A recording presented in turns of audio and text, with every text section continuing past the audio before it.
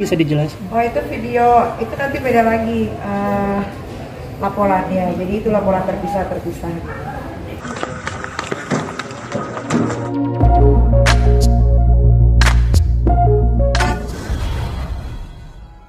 Itu ya tinggal tunggu kelanjutan dari Polres Jakarta Selatan. Terkait yang unggahan Kaniki tadi di Instagram itu maksudnya gimana? Yang video di Telegram kan Niki bisa dijelaskan? Oh, itu video, itu nanti beda lagi laporannya. Jadi itu laporan terpisah. Jadi artinya akan ada berapa laporan? Berapa, Bang? Kalau secara hukum bisa ada 2 laporan lagi. Yang jelas 1 laporan terkait perlindungan anak, 1 lagi terkait undang-undang ITE, tapi kami belum laporkan. Tapi untuk satu orang itu? Satu orang ini terlapornya? Tetap nih, kita terlapornya ada 1 orang. Kan itu berarti yang di Telegram barusan yang diduga video itu nanti akan ada laporan tersendiri. Ada laporan tersendiri lagi. Bang Anaknya Kaniki juga ada dalam potensi di kedua-duanya. Ya, tunggu aja lah. Mungkin kedepannya bakal mau digimanain sih Kaniki? Depannya bakal mau digimanain? Ya, gimana ya, masukin ke penjara aja.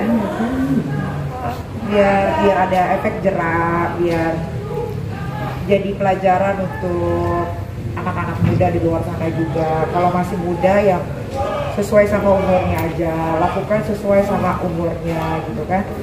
Ya umur segitu lagi lucu-lucunya ya, kalau pengen tahu pergaulan ya cukup tahu pergaulan aja, tapi jangan sampai ke bablasan.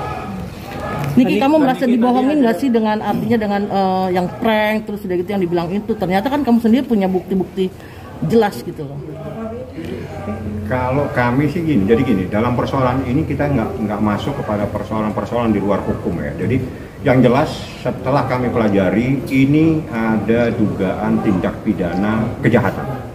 Artinya tindak pidana kejahatan yang diatur dalam Undang-Undang Perlindungan Anak dengan ancaman hukumnya minimal 5 tahun dan maksimal 15 tahun.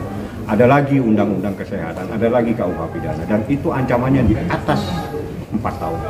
Jadi kami tidak masuk kepada persoalan-persoalan lagi. Dia mau cerita apa saja silakan. Yang jelas hukum itu tegak lurus. Tidak akan bisa lari kemana-mana. Saya kejar kamu di mana saja. Saja yang harus tahu. Kaniki, ini boleh update soal aborsi? Ini tetap lanjut Kaniki mungkin.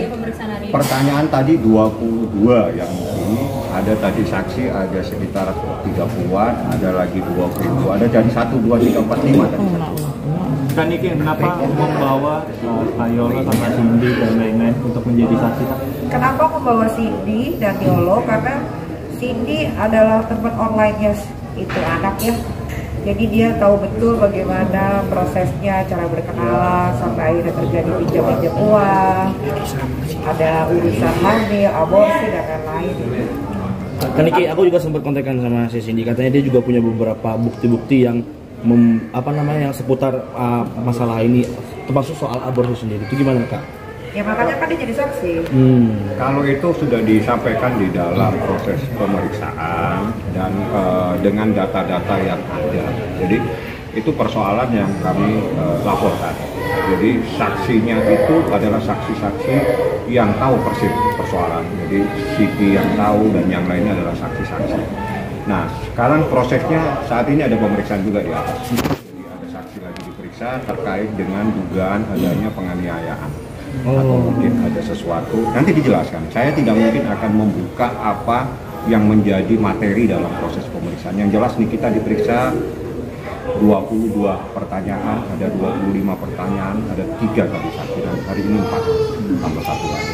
Artinya saksi yang dari luar negeri itu adalah Cindy atau seperti apa? Coba tanya sama yang bersangkutan, dia dari mana? Artinya berarti Kaniki sudah mengantongi bukti dengan adanya tuduhan aborsi itu, Kaniki? Kalau itu, jadi berdasarkan data yang ada, kami punya bukti. Bukti itu harus di-cover dengan bukti yang lain, dan itu menjadi materi proses pemeriksaan. Dan unit PPA ahlinya di bidang ini, karena ini adalah tindak pidana yang diatur dalam Undang-Undang Perlindungan Anak. Jadi unit PPA yang paling ahli di bidang ini. Bagaimana dalam memproses dugaan terkait tindak pidana ini. Karena gini, apapun yang terjadi ini ada anak di bawah umur dan tunduk pada Undang-Undang Perlindungan Anak. Anak yang di bawah umur menjadi tanggung jawab orang tuanya, sehingga orang tuanya punya hak untuk melaporkan. Dan ini pembelajaran buat semua. Jangan takut membuat laporan di kantor polisi untuk melindungi anak sendiri. Begitu nih. Kan mungkin akan mendampingi LM lagi secara langsung atas kasus ini kan? Ya pasti kalau diminta ya pasti hadir.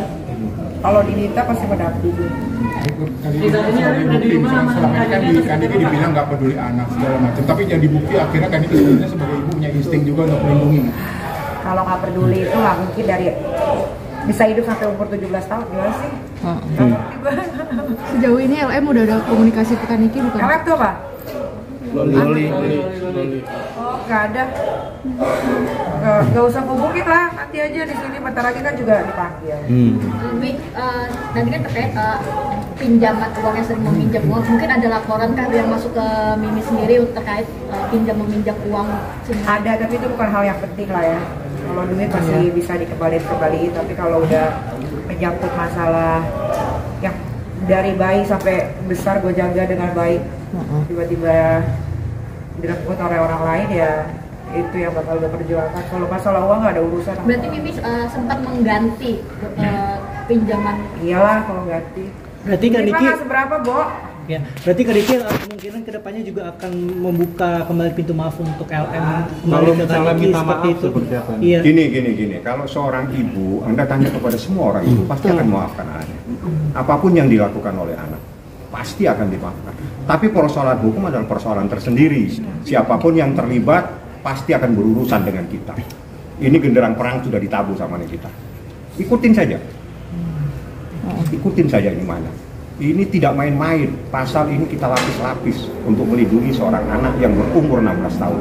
Ingat pada saat kejadian umurnya baru 16 tahun, sekarang mau 17 tahun. Itu adalah anak yang harus mendapatkan perlindungan dari orang tuanya. Jadi ini adalah tindakan seorang orang tua untuk melindungi anaknya. Ini bukan main-main. Tidak gampang Niki datang dari rumahnya membuat sebuah laporan. Kalau dia tidak sayang sama anaknya, dia tidak berdiri di sini. Itu yang harus dipahami. Oke, mengingat ini kan pasti dipanggil. Siapapun yang terlibat pasti dipanggil oleh polisi. Nah itu kan harus ada pengawasan orang tua atau keluarga. Iya, ini orang tua. Kami kita nanti akan mendampingi. Ada, ini kita yang ngawasi. Ada. Teknis itu. Oke, Kaniki ini kan terkait juga anak di bawah umur. Apakah nanti akan meminta bantuan dari Komnas Anak atau Komnas Perlu nggak pasti Komnas Anak-anak itu nggak ada kerjaannya deh. Oke. Jadi emang polisi aja. Di mana nih? Nggak tahu. Bantulah. Kaniki mungkin kalau boleh tahu saksi yang dipegang ini apa aja mungkin? Itu materi pemeriksaan. Sekali lagi saya katakan, itu menjadi bahan yang ada di atas. Kalau semua materi saya buka di dalam ini, kami tidak etis secara etika. Karena ada hal-hal, apalagi terkait dengan undang-undang perlindungan anak itu sifatnya harus tertutup. Tidak boleh semua diungkap. Yang saya beritahu saja, ini adalah kejahatan. Ya. Dan ada ancaman minimal 5 tahun, maksimal 15 tahun. Kita juntuhkan dengan